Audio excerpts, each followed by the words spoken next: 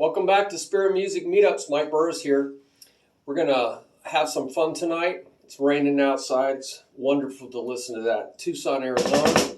And I was at the gym and I was just listening to this wonderful music. And I've been really focused so much lately. As you can tell from if you subscribe to my channel, you'll get the latest and greatest updates. You'll know what's coming before anybody else.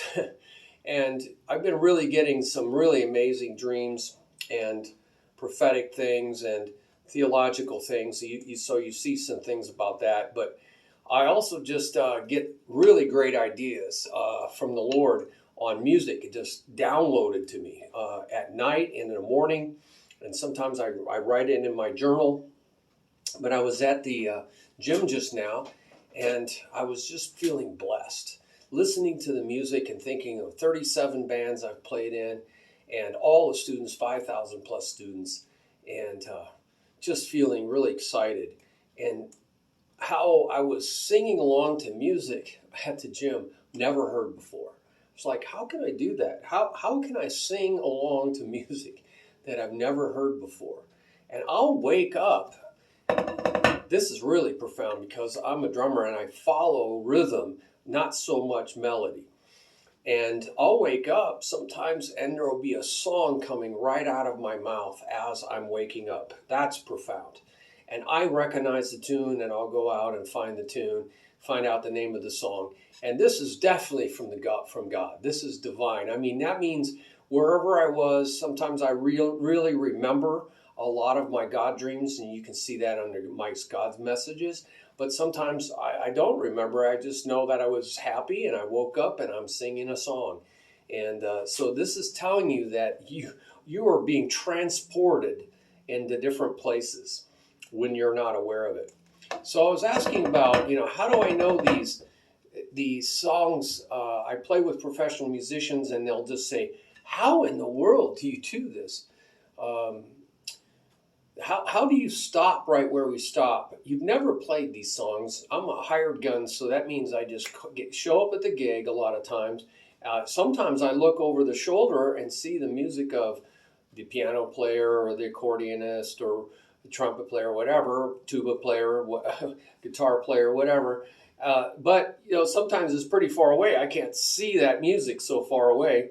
I mean, sometimes I really like to look because I can read their music and I can see where I need to put my stuff as a drummer. So I have a lot on my drum page about support, embellish, and dialogue. It's a little pyramid. Go look for the pyramid. That's very important. But there's a lot of times I'm just asking God as I'm playing, I want to be in the music. I want to be in the song. I want to be in that melody. I want to be right with the musicians.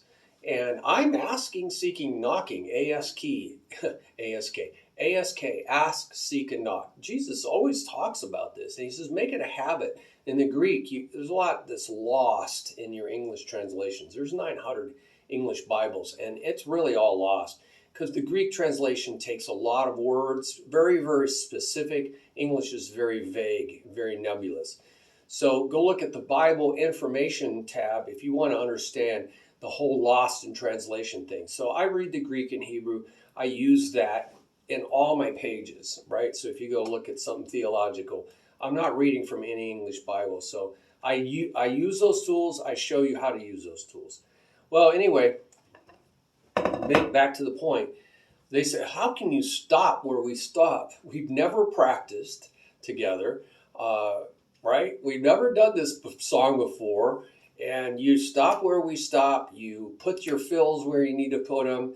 And you actually play rhythms that we're playing. How can you play those rhythms? Well, sometimes I see their fingers. Sight is faster than sound. I don't trust in monitors. Monitors are usually working very well on stage. They can be not working very well. It's very frustrating when the sound man doesn't get the monitors working well. So I watch fingers. I watch their strumming. I watch their movement. Sometimes it's difficult because I'm behind them, So I try to do an eye shot right where they're, so I can see them doing this, right, on the keyboards or whatever.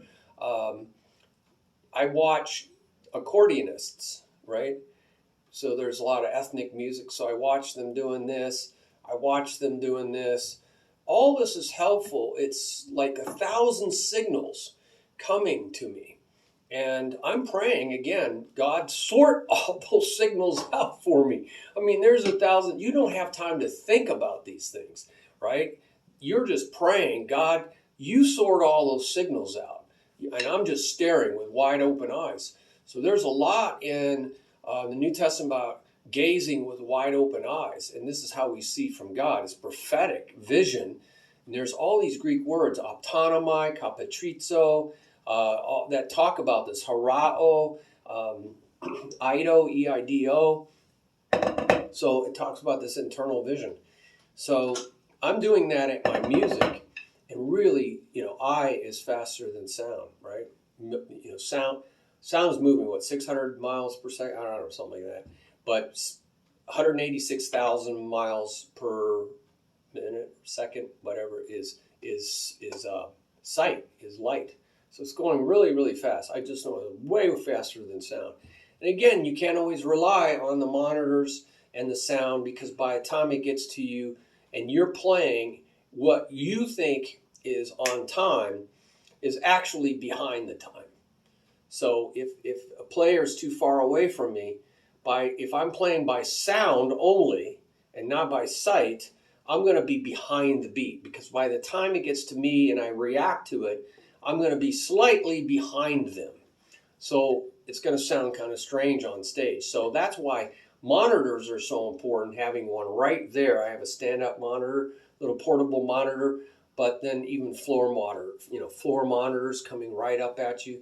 Very important if you go by sound. So I do really like to do that. But I also just pray.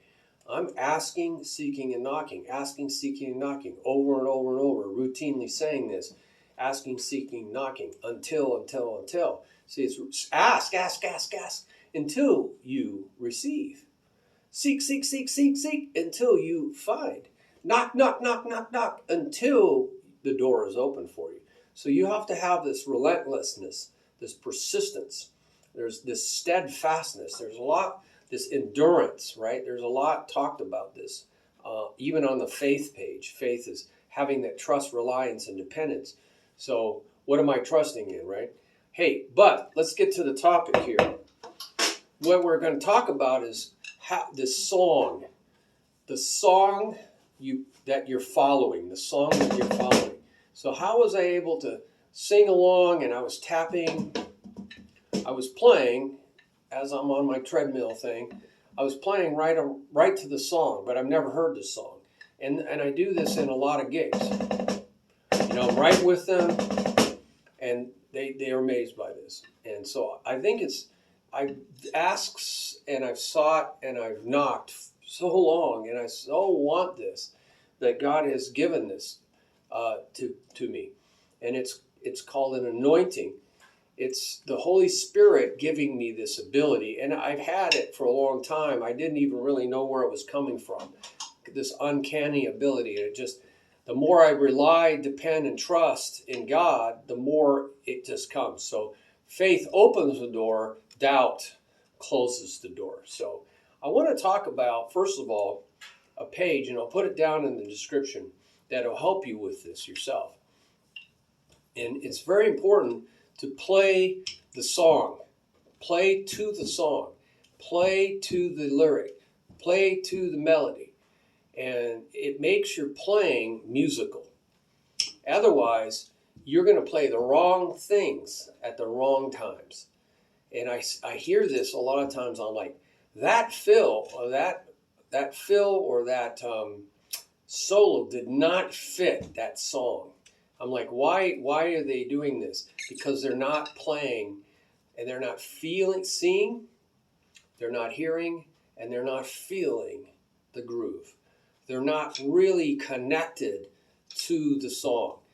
And it's a real luxury for me to memorize a song. I have some students that memorize songs, And this is a great way to internalize and really feel the song, the melody, the direction, the groove, and the style, and the feel of the music, and the genre.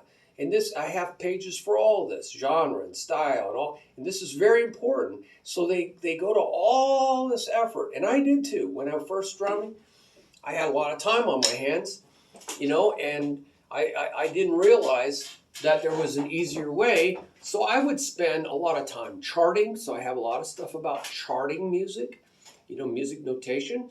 So I would go to all this work, 2 hours, detailing out exactly how a song is supposed to sound based on somebody who, a cover. I'm covering that song. So I read out, this is these are the crash cymbals, and this is the fill, and it goes da-da-da-da-da-da-da-da-da, And so I wrote it all out. I learned how to write music.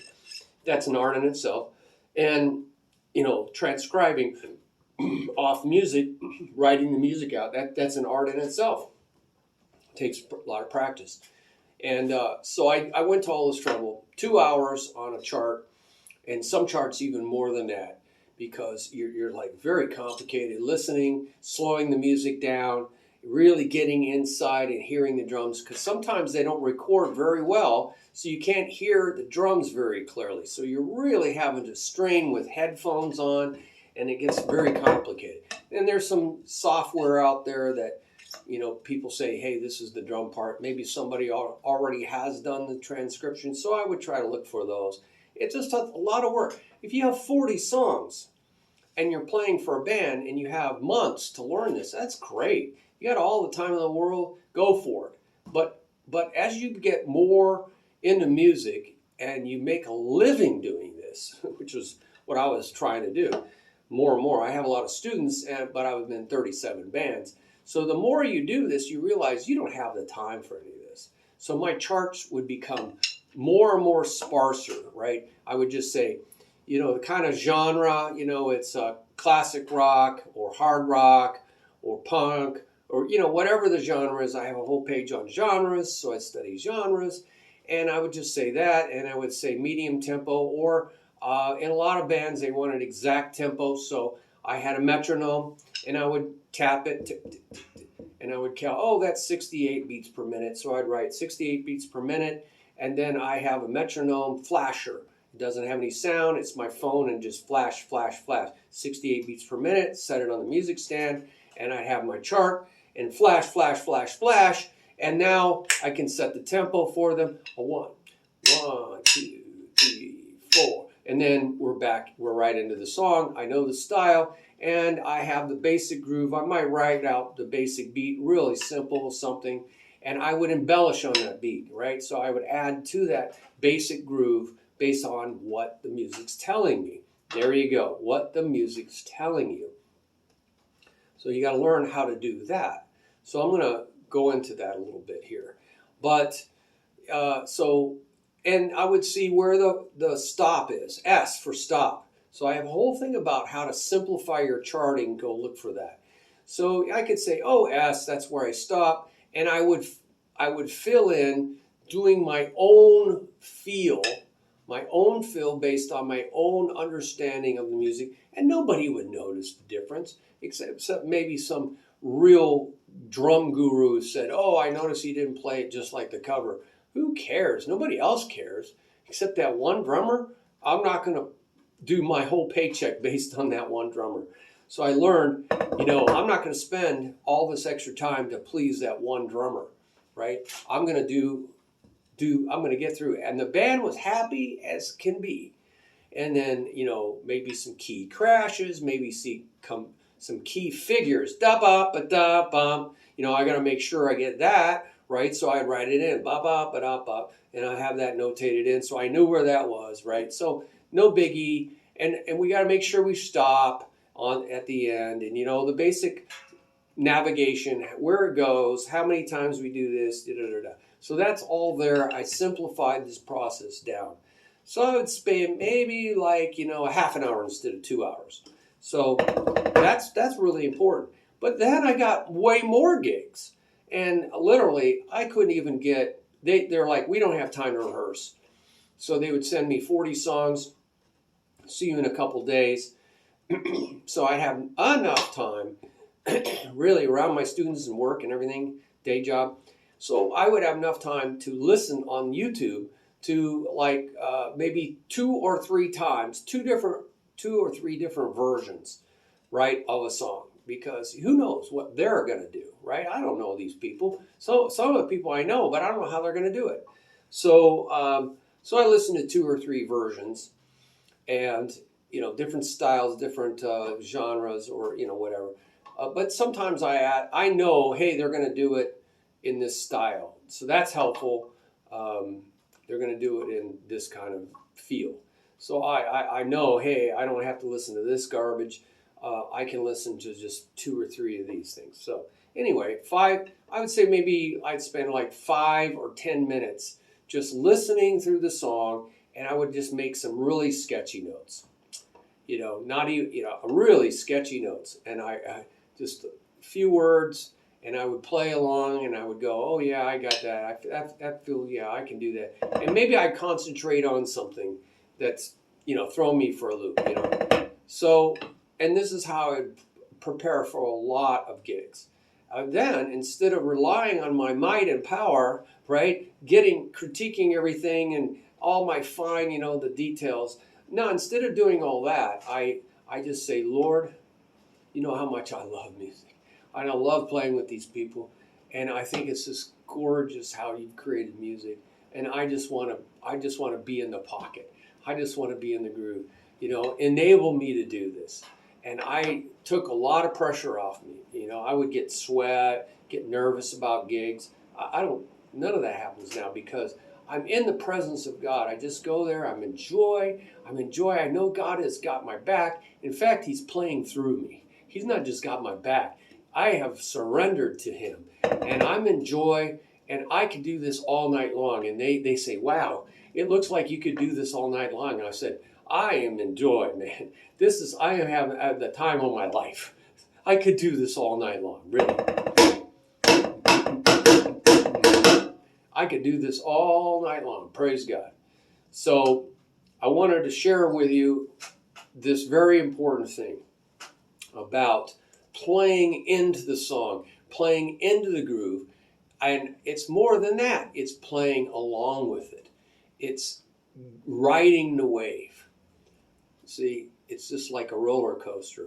It's like riding a wave. Have you ever body surfed or used a boogie board where you have to paddle a little ways, you time it just right, you look behind you, look at the wave coming up, and then you paddle and you start going and you get just time right and you catch that wave and you can ride that wave all the way into the beach, literally all the way. It's just a blast.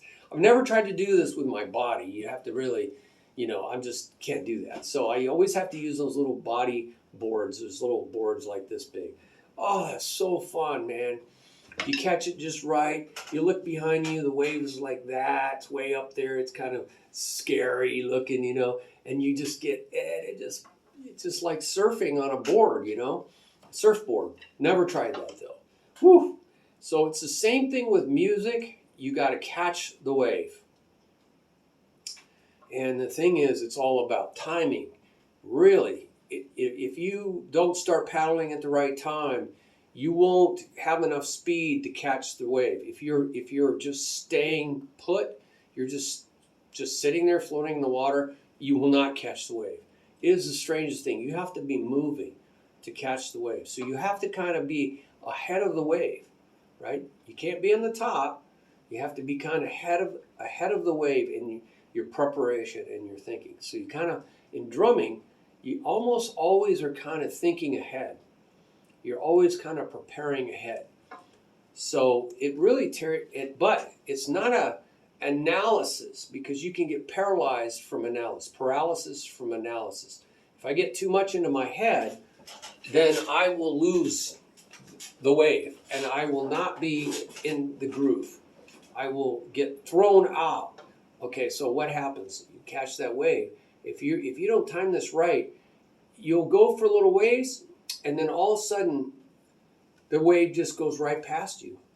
It's the weirdest thing. it just goes right past you. It is the weirdest thing. You do not catch the wave. And so you're not in the groove. It just passed you by. So I'm going to talk about some very important things here. First of all, you want to go to the notation page, and there'll be a link down here. And on that page, look for this really bright yellow picture with some mallets on it. Some timpani mallet, keyboard mallets, xylophone. It looks like marimba. Could be vibraphone mallets. It says, if you can say it, you can play it. If you are able to verbalize the musical passage, you should be able to play it very effectively. It's a beautiful picture, and it is right on. I can't believe I found this. It is so right on, and I want to talk about it. And then it says underneath it, the importance of counting and singing rhythm.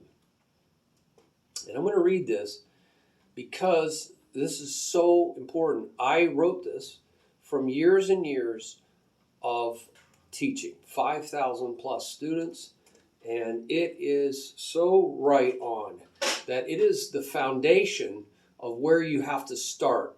Now, prophetic, you're going to go further than just this technical foundation, but you got to start.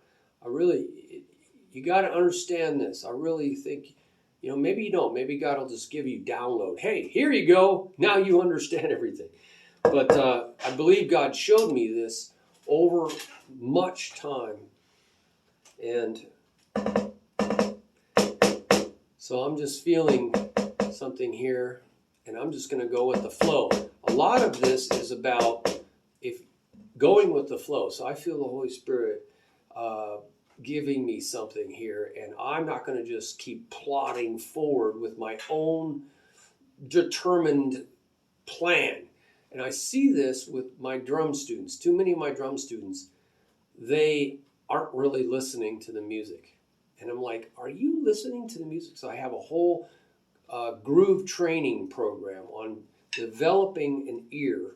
So go look for that on the drum page under that big support, embellish, and dialogue pyramid.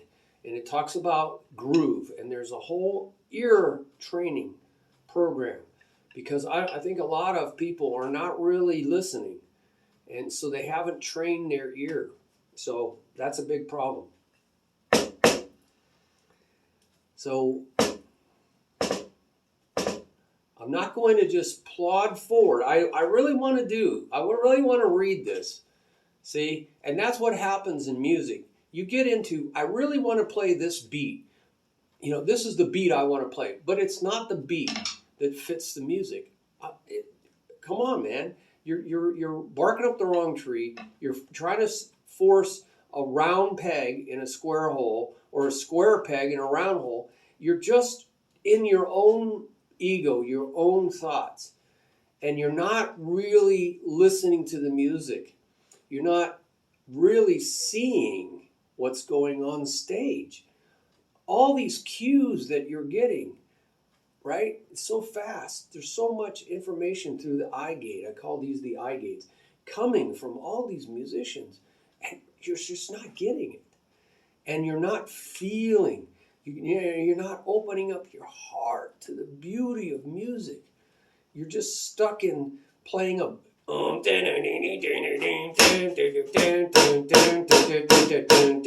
that's not necessarily the best thing to play. But maybe that's what you heard somebody else do. It's real bad. Just because somebody else did it or the original drummer did it doesn't mean it's the best thing to do.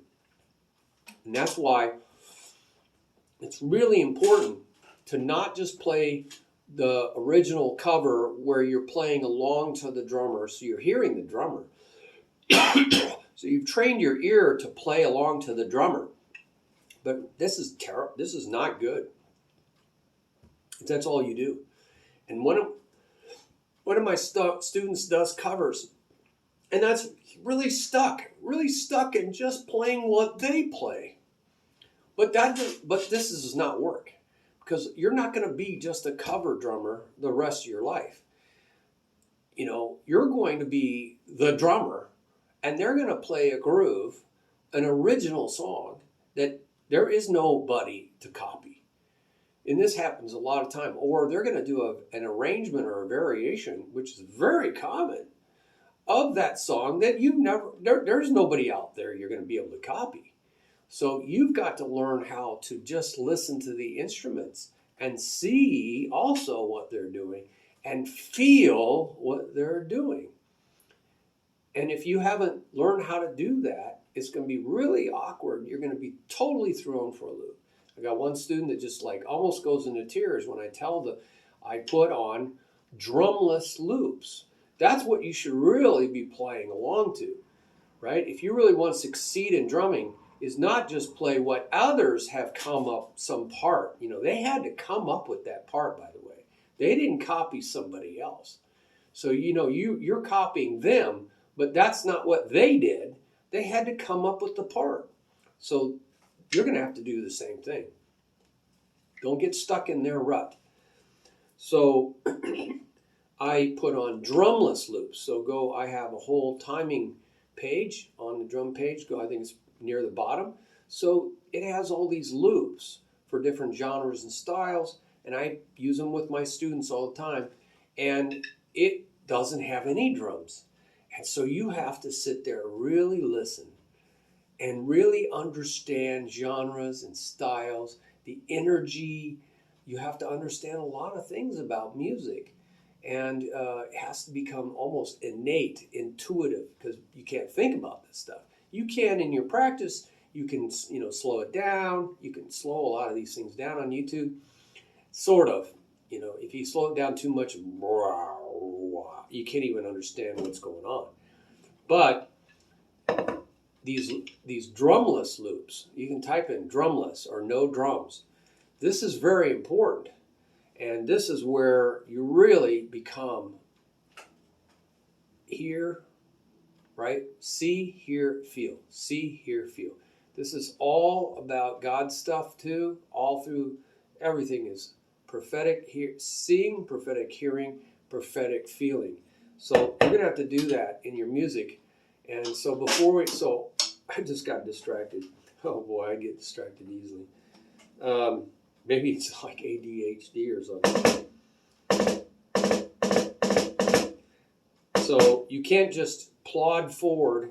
I wanted to do this, and I just ended up talking about a lot of stuff. So again, I'm learning how to do this. Hey, this is what God wanted me to do.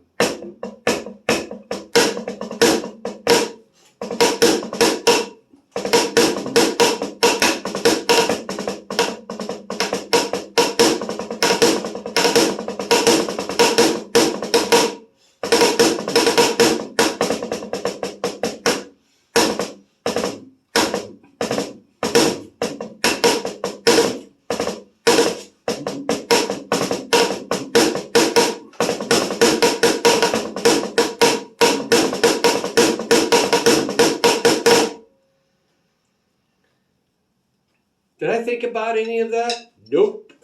If I tried to think about any of that, it would have derailed. The thinking about it actually slows your reactivity down, and it would cause me to have a train wreck. It would derail me. All right. Thank you, Lord. Thank you. So you got to go with the flow, and that's what we're talking about here. So here we go. Back to this very important paragraph on that page. Go look for the link. The importance of counting and singing rhythm. Making music is an inside job. You first have to get music inside you to be able to get it outside of you with your instrument, or in this case, drumming. That's a big statement, man. I want you to really think about that. You have to get it inside to get it outside. This is not the way I learned from a lot of teachers. Some teachers got it right. A lot of other teachers did not get it right. In order to be physically coordinated to play your instrument or drum, you must first get mentally coordinated. There has to be this machine up here. This computer has to see hear, and feel. Has to get mentally coordinated. Has to get programmed. I was a computer programmer for 10 or 11 years, and the computer just will never do what you want it to do. And I was running big laboratory systems. You cannot get the things you want done, which we want music to happen, right? We want drumming to happen. In the case of my jobs, I needed civil engineering stuff to happen. And then I needed healthcare, IT, information technology. I was interfacing between all these computers. Anyway, there's a lot of tasks. They're very specific, very defined tasks. They have to happen. But they ain't going to happen unless I get the computer program. I spent a lot of time, developing computer programs in the very specific languages. It's like learning another language. And just like music is a language, it is very learned language. Drumming is a very learned language. It's a way to communicate. And I had to communicate to these computers to operate these machines. The machines are not going to do it unless I get the programming in the computer perfect. This takes a lot of work. And then where people didn't get it perfect, I had to find what was wrong. Where in the computer program? It's not the machine's fault. It's not my arm's fault. It's not the drum set's fault. Usually it isn't. It's usually not a breakdown in the machine. It's a breakdown in here. It's a breakdown in the computer program. So you have to get mentally coordinated.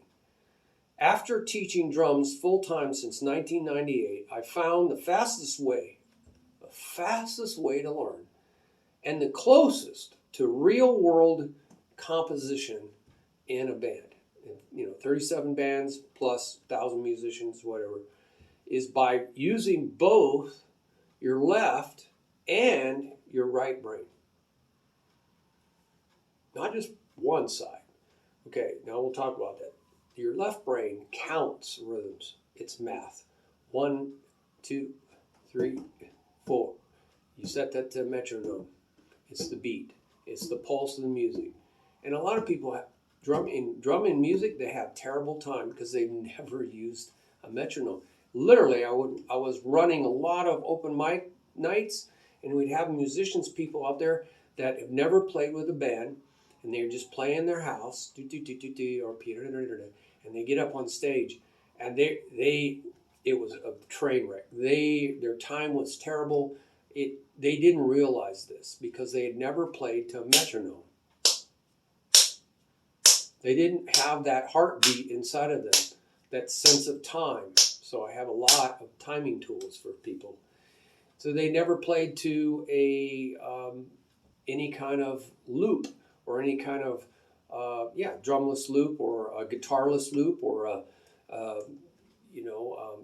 pianoless loop, so that they could be the piano. So they never played in time. So they didn't even know what this was. And then if you had somebody wanted to join them, it was a disaster, because the other person needs to know where you're at. Everybody's looking at the clock, and this is the clock. And if you don't have that clock going, they can't play with you. And it was so sad. Their heart, it was a disaster. They just go off in tears. So I tried to help some of these people, open mic nights. So the right brain is a counter. It's logical. It's mathematical.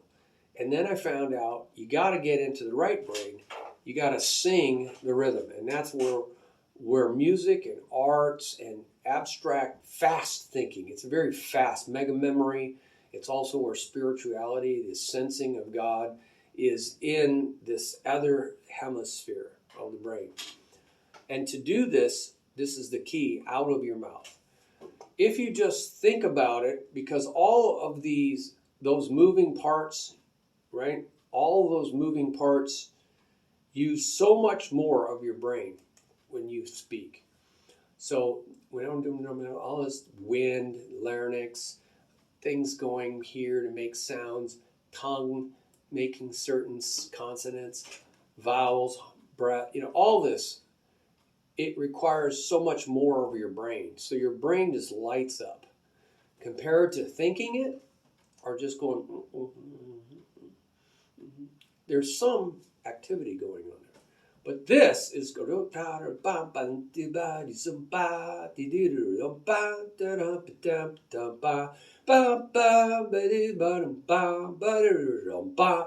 this is all making all this light up. So you're going to learn a lot faster if you get your counter and your singer together. Both parts of your brain. The more part of your brain you use, Einstein knew this, he used probably more of his brain than most of us. And that's why he was able to accomplish. They look at geniuses and they know that there's usually like 1% more. But just that 1% is causing so much more to happen. So as you count and sing, you are putting the spotlight on the singer at the front of the stage. And your body will automatically back up that singer that is you. Just like a band does for a show. So you got a stage in the front. It's called the front line, facing the audience. There is a singer. And all the spotlight is on that singer. And the back of the band is the rhythm section, the drummer, the guitar player, the bass player, the rhythm guitar player. So they're in the back and they're kind of like in the dark. And it just kind of like just automagically happens. So I found that when you count and when you sing, out of your mouth, you're focusing your brain, you're focusing your thoughts. And focus is fire like a magnifying glass. You know, the nebulous little warm rays from my lamp here and my light above here, I don't really feel it. But if we could take a big enough magnifying glass and we could focus all those down to a little pinpoint, it would burn a hole in my arm. Case in point, nice cold day, go outside, you're cold. You're actually cold. Take a magnifying glass, focus the rays of the sun, and you can set anything on fire. You can burn a hole right through your skin. So this focus is power. It's power condensed to a fine point, and that becomes fire. Focus is power, focus is fire. And so I say the same thing. It's the spotlight on the front of the stage, really zeroing in on that singer. Everything else in the band just seems to happen automatically. This is what happens with your body. It's really getting the program right in here in the program. It's getting the program right. Because if it's garbage in, garbage out, G-I-G-O. So if you have a garbage program, you're going to get garbage output. You're going to get things are not going to work like you want them to work. But you didn't tell your program. You didn't take the time to program. You just assumed it was going to happen. So this is what happens with a band. I teach focus is power, focus is fire, because just like a magnifying glass can focus scattered sunlight into a pinpoint of fire, your counting and singing will help focus past many distracting thoughts to succeed more quickly at your music or your drumming. So there's a lot of distractions going on in music, right? And you got to focus down to what matters. After you get this, this will be a natural process. So you want to actually click on this page and look at my counting and singing method that will really speed up your learning. So you want to download that PDF document. There's a little video that goes along with it. So you really, really want to get to this page. This will save so much time. The fastest way to learn fast is to actually slow down a little bit and do it the right way. I know this as a computer programmer. Some people threw their programs together pretty quickly, and it caused problems down the road, cost the company a lot of money. People had to figure out these really obscure little problems that were occurring, risking people's lives because they threw this out too fast. It can cause all kinds of financial problems, bank transactions, all kinds of things can go wrong because somebody was hasty with this learning process, the programming process. And so, not good. Lots of damage can be done. And same with your playing. So there's also more videos here you want to look at. What and when to play. That's pretty important. What and when to play. And so I have 3 parts to that. Very general overview stuff. And then you can go into some deeper programs here, some deeper links. All right, so enough of that. 40 minutes in. That's the technicals. And so I will go into a little bit of that, and then we're going to launch from that for the remainder of maybe 20 minutes. So one of the things you can do is, for instance, let's say technically what you would do is, let's say you have to play one, this is my timekeeper, 1 and 2 and 3 E-N. So you got to learn how to count 3 E-N 4, 1 and 2 and 3 and 4, and 1 and 2 and 3 and 4, and 1. So you got to slow yourself down so you can mentally see all this, maybe even write it out, because the more senses you involve, the deeper the memory. So it talks about that on that PDF file. The bigger you make it, I took a lot of mega memory courses. So 1 and 2 and 3 and 4 and 1 and 2 and 4 and So I go slow. I make sure I get my program right. 1 and 2 and 3 and 4 and 1 and 2 and 3 and 4 and 1 and 2 and 3 and 4 and 1 and 2 and 4 and 1 and. Notice I made this big motion so I could get a really loud backbeat, and all the ghost notes are really soft. So I did that purposely, but the bigger motion creates a bigger memory, a deeper memory. When you go slow, you don't make any mistakes. Every time you create a mistake, you create a second memory. Now that's competing with the first memory. Really bad. Now your brain doesn't know which memory to believe is true. And it's going to have problems. So you don't want to go so fast. You want to go so slow. At first, the fastest way to get fast is to go slow and get the program right. So you get that memory deep. If you create a second memory accidentally, don't do the same thing that created the problem in the first place. That's called the definition of insanity. They put people in the mental hospitals for this. That's what Einstein made very clear. He said, it is the definition of insanity to think you're going to solve the problem using the same methods, going the same speed that created the problem in the first place. Really? You think you're going to come up with some other memory? Nope, you're going to come up with the same or maybe even another wrong memory. So the best way is to go slow. When you make a mistake, go, uh-oh, can't do the same thing. So you go 1 and 2 and I even paused, which you don't want to eventually get rid of all the pauses, but I had to think. 3 E and, oh yeah, I see it. 3 E and, I wrote it out. I can see it in the air. I can see it in my mind. 3 E and 4 and 1 and 2 and 3 E and 4 and 1 and 2 and 3 E and 4 and 1. And I just do this 10, 20 times until I have a deep memory. If I make a mistake, I have to go slower. I have to maybe write it out. Maybe I have to think it, see the picture. Picture's worth 1,000 words. 3 E-N, 3 E-N.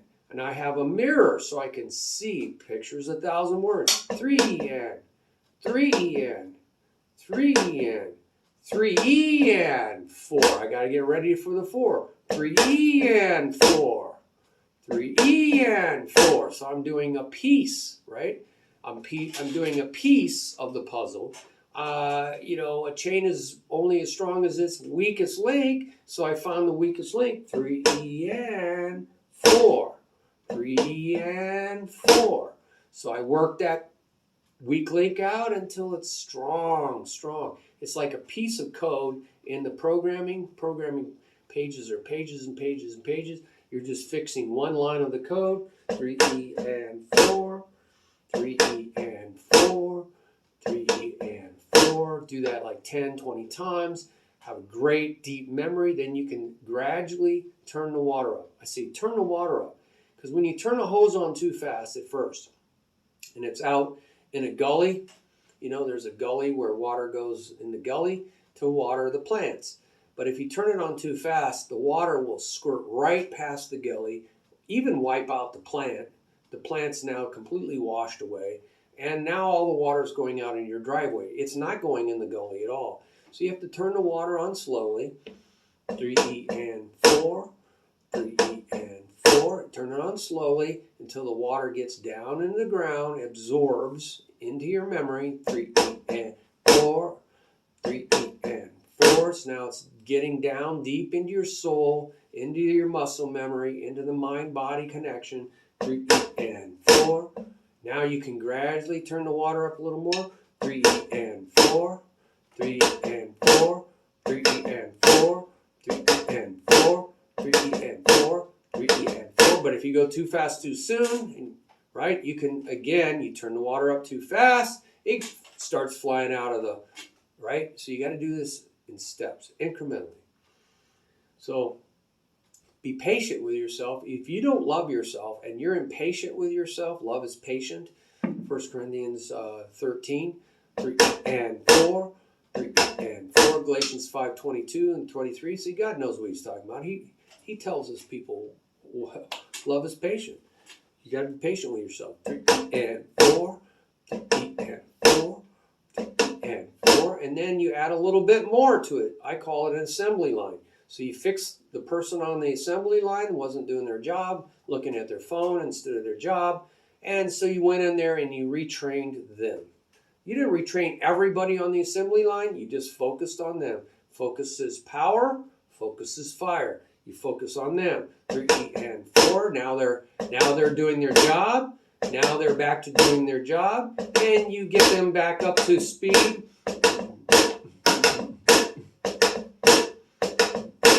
And now you go out of the problem area. I call it the bottleneck. You know, on a bottle, it kind of gets narrow right there. Well, that was the problem right there. So we fixed it. We made it wide again. Now it's not the bottleneck anymore. But you got to go out of the bottleneck to the next person on the assembly line. 3 and 4 and a. 3 and 4 and a. So you got to get that on there. 3 and 4 and a. 3 and 4 and a. 3 and 4 and a. 3 and 4 and a. 3 and 4 and a. 3 and 4 and a. 3 and 4 and a. See, I'm deepening that memory. It's a little bit bigger memory now. I learned how to go from the problem area into out of the problem area. But what about going into the problem area? That's important too. Remember, there's somebody passing that part on the assembly line. You know, the hood of the car has got to get into the body of the car. So got to take that hood of the body, right? The hood of the car has got to get passed down to the person who puts it in the front of the car. So now you go 3 and 4 and 1.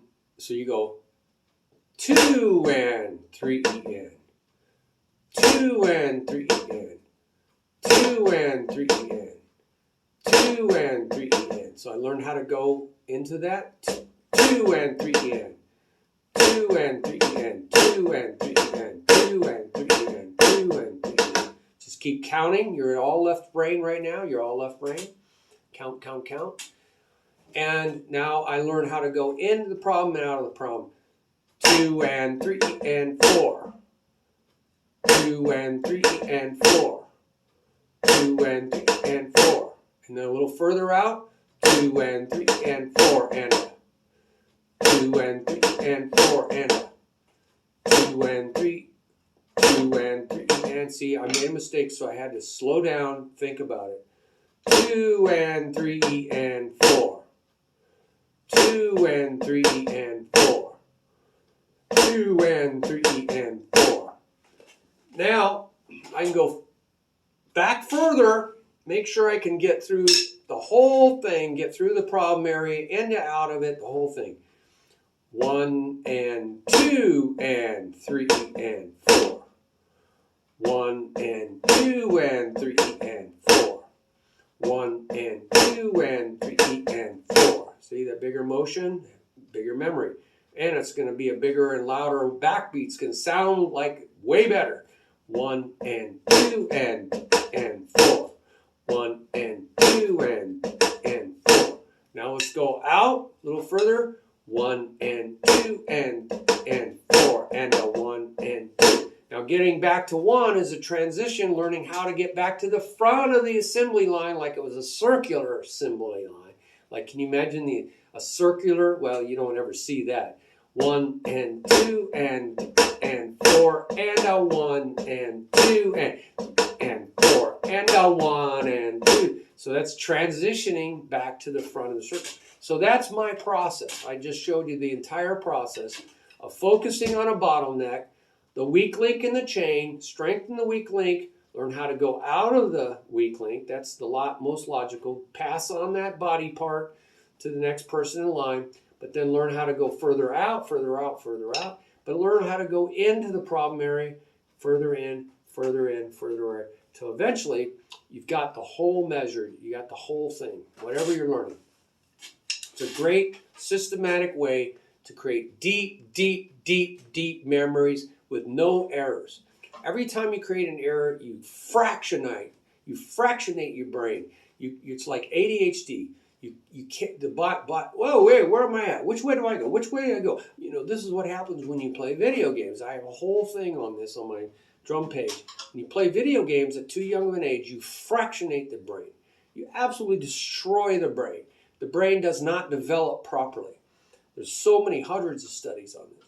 So one of the worst things parents could ever do is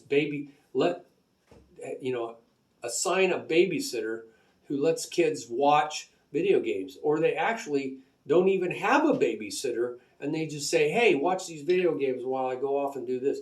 Terrible, terrible. You're just destroying that kid. That kid's going to have all kinds of mental problems, learning problems, social problems. He's going to have problems for the rest of his life. You're going to be taking care of that kid, literally a mental vegetable, for the rest of your life. You're not doing anything good for yourself or for them. You think that you're saving some time or some money not having an actual babysitter, that's actually having them do something constructive. But that is destructive. You go look at my website on that. Keys, right? Keys for success. Go look at that. One of the keys for success is don't get hooked on video games while the brain is still developing. Worst thing you can do. So I just taught you how to do that. Now that was all left brain. So you can wait and go through this whole process and then go off and do the right brain. But I like to do it right then and there. So I go 1 and 2. And I go now, so that's left brain. Now right brain. Da da ba da bum bum bum ba dum ba ba dum ba ba, right? Bum bum ba dum da da dum ba bum bum ba dum da da dum ba. Now I'm just coming up with words that sound like a song. Dum bum ba dum da da dum ba bum bum ba dum da da dum ba.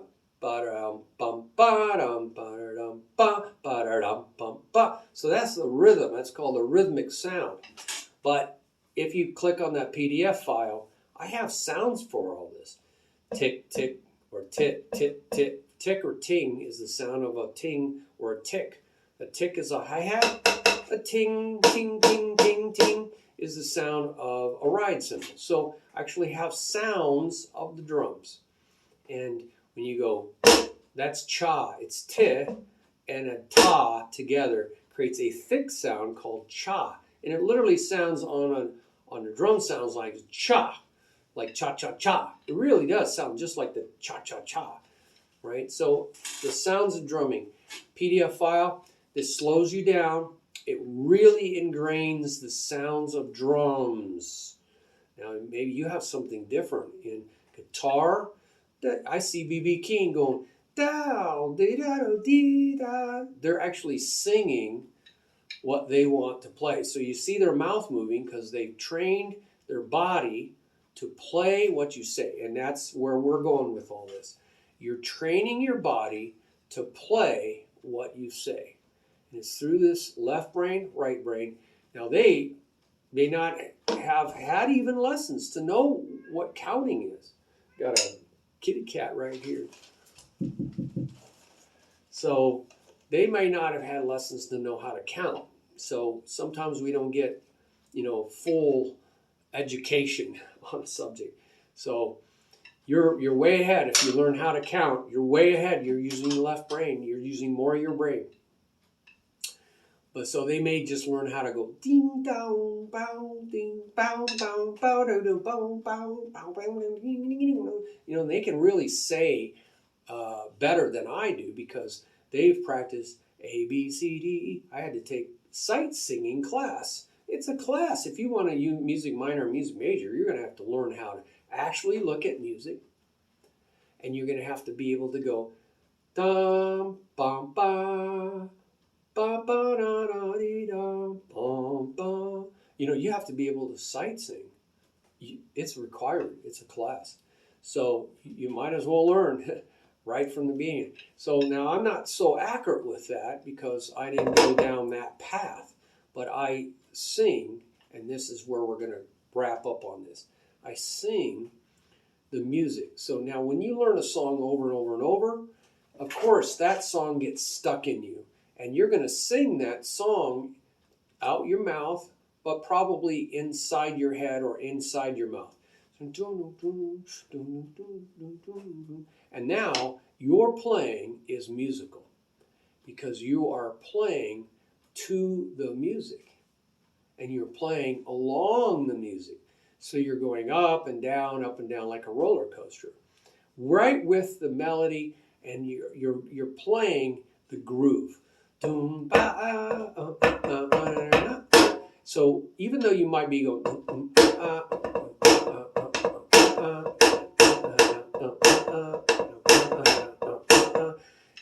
your groove is probably support, embellish, and dialogue. It's probably going to really support, that's what it's supposed to be doing, their groove. So your groove is really supposed to sound pretty much like their groove. Right? Maybe not the flute player or maybe not the singer, because that's not really the groove, but you're going to sound like most of what's going on in the music.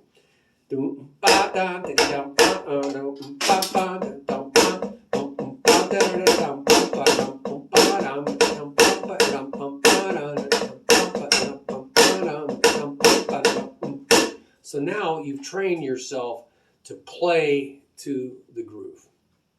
And that's support. You're supporting it. And then you can embellish it by adding extra little things that don't distract too much from the groove. And then a dialogue at the very top of the pyramid is you stop, the music stops, and you fill in da-da, ba-da, ba-da, ba-da, ba-bum. And you're back into the groove. And that little stop is called the break. Everybody else is taking a break, and you are filling in the groove. But you can also do fills in what we call and response to other musicians. That's a very common thing in jazz. They go ba ba da ba da da, and you're like ba ba da da da da da. You can do that in call and response kind of dialogue. That's the dialogue, little conversation going on. So I hope this helps you. And what's happening is the more you learn how to play to a song. So sometimes a really good exercise is to just say, I'm going to listen to something on my phone, and I'm going to see if I can turn it off, pause it, and see if I can say that idea. Dun, dun, dun, dun, dun, dun, dun. Can I say that idea? Dun, dun, dun, and then listen to it. Oh yeah, I got it. So now you're creating memory of groove memory. And then, even though you might not do this exactly like this in the music, you are going to assign a lot of times in drum set playing, you're assigning some body part to play part or all of that groove. Like the bass drum might play da da da da da da da, you know, or you might use a combination of the bass drum and the snare drum to play that groove. Dum da dum dum dum dum dum dum da dum dum dum dum dum. So I kind of combine the two to create the groove, while you keep time, some time, kind of timekeeper, because a lot of times that's what a drummer is. He's the clock. Dun dun dun dun dun dun dun dun dun dun dun. See how I added that little embellishment? I did a little fill-in. It's kind of like a fill, but I'm keeping time.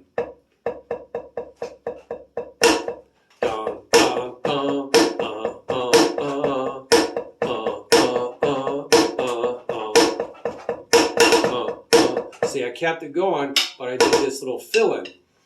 That's called, it's like a fill, but you're filling in while you're still keeping time. But notice, most of the groove was down here, but it was kind of shared between this. But this was just keeping steady time on 2 and 4, which is, again, part of steady time.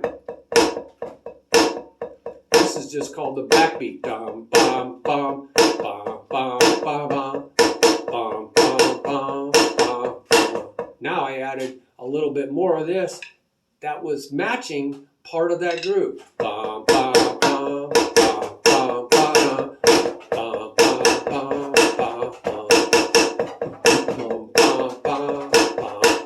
bum, bum. So now I'm kind of sharing the left hand and the bass drum are kind of sharing more and more of the groove. So you can mess around with this because that's kind of like a theme on a variation. I'm sorry, a variation on a theme. The groove is one theme, right? Bass, dun, dun, dun, dun, dun, dun. What is that from? I think it's Smoke on Water by Deep Purple. So it's really helpful to take other people's grooves, right? Basic feel of music, and learn how to play something that matches it. Mess around with different hands doing different things, different feet, trying to get that groove. So this is very important. You hear musicians talk about this all the time, especially songwriters. They have a song idea inside of them. It's just rolling around inside of them. They hear it in their head, they hear it in their heart. I think it's very spiritual. And they can't get it out, right? And they're trying to get their body, their instrument, their piano, their guitar, whatever, their vocals, they're listening to this song inside of them. And they're learning how to teach their body to produce it. And they keep messing around until their body is producing what they hear inside of them. This is very important. So you got to get the song inside you, right, for it to come out. So you got to get that song inside you. That's my point. How do you get the song inside you? I showed you, you can imitate a song and just keep saying that song until it's inside of you, and then you teach your body how to get it out. And you get better at this. You get better and faster about how to get your body to play what is inside you. But you got to get it inside you. You got to get that language, because that's so fast. That song is a lot faster than counting 1 and 2 and 3 and 4 and 1 and 2. And that's kind of slow. It slows your brain down. So get it into song mode, right brain, but learn how to do both. So your brain is actually thinking counting, but it's singing. It's really amazing how that works. It's rhythmic, dot dot dot dot dot dot dot dot dot dot dot dot. So it's very rhythmic, but it's singing.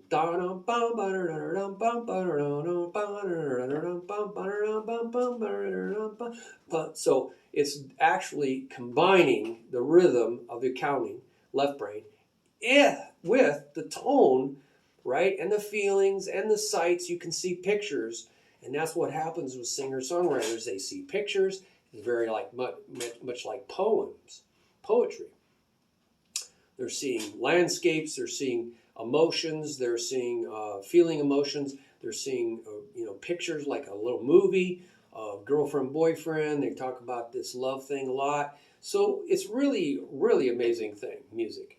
It's a language, and a picture is worth 1,000 words. I think 10,000 words.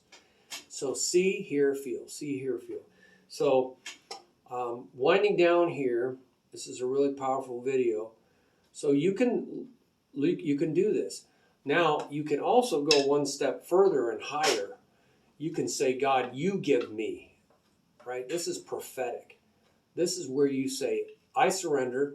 I have no ideas. I'm not going to come to you with my ideas. You can do that. You can say, God, here's my idea. Can you help me flesh it out? That's really powerful. Get the ultimate mind of the universe helping you to get this song out of your body. Whoa, yes, go for it. But then there's also times where you want to just say, I just want your song. I want your song.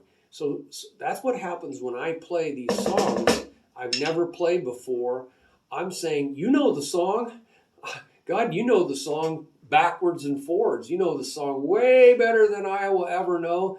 And so you can give it to me. You can just tell me right then and there. And it's like instantaneous. And my body has been trained to follow the music, to follow the song.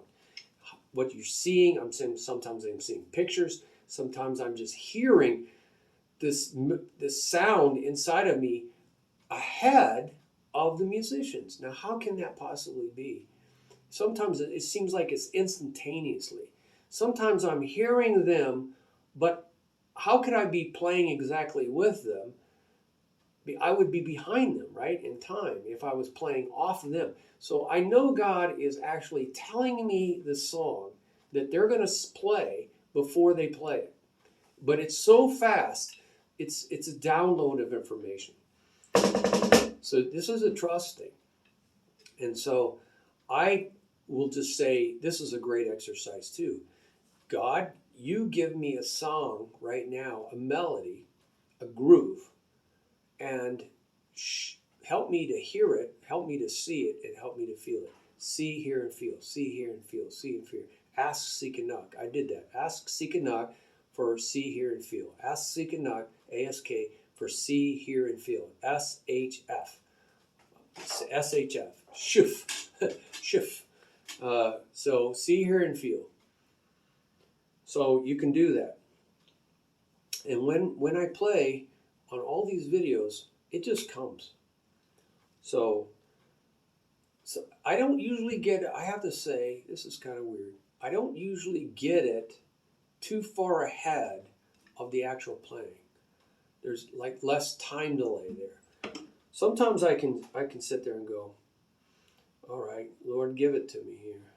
I'm all ears, I'm all eyes, I'm all heart. I'm surrendered.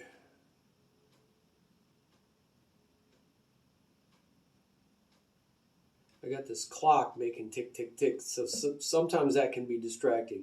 Or if a lot of other things are distracting you. Sometimes I catch myself just humming.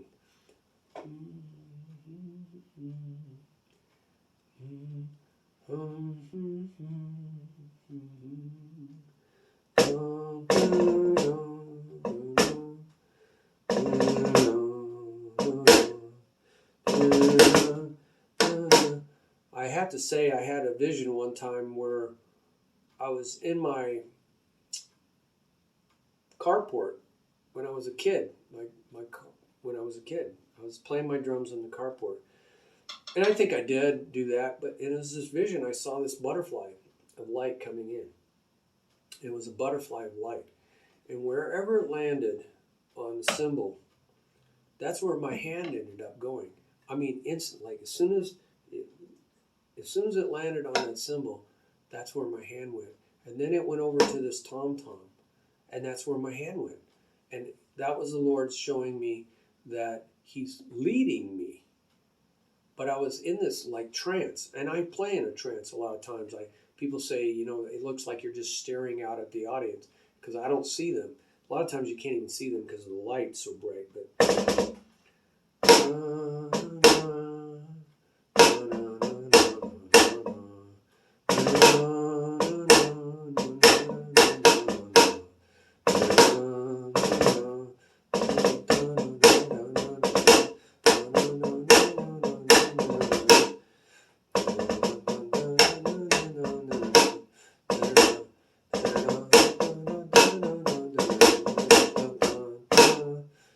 You see what's happening? It's just so happening. I don't slow myself down too much, but you could hear it. Dun, dun, dun, dun, dun, dun, dun, dun, dun, dun. I think this is how singer-songwriters do it. They have to figure out where those notes are.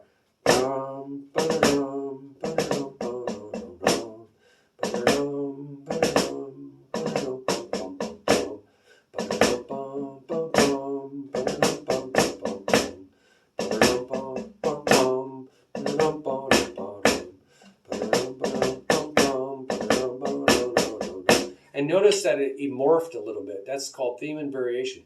A lot of times he gives you a groove, and then he adds a little something to it.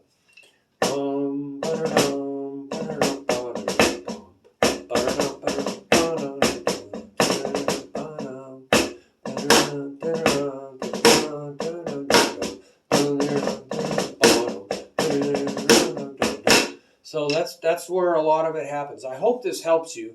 It's a long video. There's a lot involved here. Maybe it should have been 2 parts. What have you guys learned about playing to the groove? Put it down here on the video. I hope this gives you some ideas. I've been doing this so much, it seems kind of natural. It's kind of weird breaking this down into pieces for you. But I hope it did help you. And you guys share. I just started a conversation. Freedom matters. So we're free to do this. So put your ideas down there on the comments. Subscribe so you know when another video comes out. And we can all learn and be encouraged together. That really is what church was supposed to be. 1 Corinthians 14:29 through 31 talks about body ministry, the whole body helping each other, big family of God type thing. So that's what we're kind of doing here on the comments. So boy, I can't wait to see what you guys have learned yourself about this, playing to the groove. And you're really feeling, you're not just seeing the groove, you can hear the groove, you can feel the groove, and then you get these variations on top of the groove, and then there's this dialogue. The variations is that embellishment. You're embellishing the groove, and then, so you want to go look at that page. What is that page again? The groove page. But go on the drum page, you'll see the big triangle, and underneath it is all the groove stuff. So at the very top, you're talking back to the groove. They go ba-da-da, ba-da-da-da-da-da. See, I'm not really a great singer tonally. Bum, ba-dum, bum, ba-da-da-da, bum. And then you fill in that hole. Da-da-da, bum, bum, ba-da-da, ba-da-da-da-da, ba-da-da-da. And somebody else might fill in that hole, right? So that's called call and response, right? It could be the same idea or a different idea or something that feels like it belongs. So if you're not singing the groove, you can put something in that fill, that break, right, after the stop. It doesn't make any sense. And I hear this all the time. It's like, what? It wasn't even part of the melody. It didn't make any sense because you were not singing. You weren't seeing, hearing, feeling the groove. And so you gotta make sure that's happening for you, or you're never gonna sound musical. You'll feel really jolted. You'll feel like you're really abrasive, like you're too busy or not busy enough. Everybody's gonna know. You're just standing like a sore thumb. It's like you're not there. You're not there with them. You're not inside the music. You're somewhere else. You're in your own thoughts. That's the problem. A lot of times drummers are in their own, they're not surrendered. They're not submitting. They're not subordinate. They're not serving. I've heard this before. You're not serving the music. You're serving yourself. Oh, I want to do this. I want to, with my feet, I want to. No, that doesn't fit. That doesn't fit. You're serving yourself, but you're not serving the music, and you're not really with the musicians. Now, this is one of the wonderful compliments I got from this band director for this big band, like 10 people. He says, you're the only drummer that we've had that is actually a musician. You're like one of the musicians in the band. your playing is so musical. And I didn't know what to say. I was just so happy to be there. And I was just really not the main drummer. I was the second drummer, the backup drummer. And he says, yeah, your music is like part of us. It's part of the music. And I said, that's what I believe. That's my approach, my whole philosophy. I said, well, thank you very much. It's been a pleasure also, you know. So I just want to get more calls, you know. So, but I want my music to be so serving the music. The music is beautiful. Almost all music has a really wonderful point to make. It's from God. A lot of music is from Satan. I've heard it. I know it's directly from Satan because I've played with the bands and I say, I can't do this anymore. I know it's directly from hell. I can feel it. It's very angry, full of very abrasive dissonance, and it's not from God. And it's serving Satan. And there is music like that. It's so sad.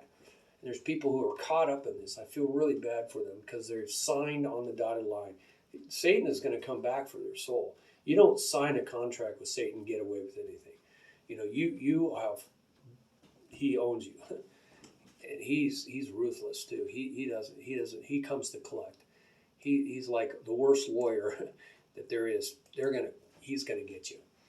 So there's people who have gone down this path, and I praise God. I did not go down this path. So, but I have played some worldly music when I was young, so I could have gone down that path very easily. So I do not want anybody to go that. But God's music is beautiful. There's so many beautiful musicians out there, and they don't know it, that they're serving God. God is playing wonderful stuff right through them. And I hope they find out that they have been called by God to play beautiful music for him and to share that beauty. God is beauty, joy. You know, the word kara means joy, but inside that word is the word beauty. So joy is beautiful. It's a beautiful, bright yellow flower, just beaming joy, sun coming to you, the sun rays coming to you. Look at a yellow flower. The Lord told me yellow is joy. It's the color of the sun, and it's joy, exuding joy. And that music can have a very yellow color. I see colors when I'm playing too. It's like art, you know. Music is art. So it's called musical arts, by the way. So you can see this yellow. See, can you see there's a yellow tinge here? I don't know if you can see that. Yeah, because of the light. So music can have a yellow joy to it, a tinge to it, many colors. So with your drumming, by the way, your different tones of your drums and cymbals, all these things affect the coloring. And so really great musicians are very sensitive to the color of their drums, the color of the sound. And is it serving the music, right? Is it fitting the color of the music? They really have a sensitivity, man. I love that. They have a sensitivity. They're really tuned in to the quality of the music. This is professional musician stuff, right? They really see, hear, and feel. Right? See, hear, and feel. All right.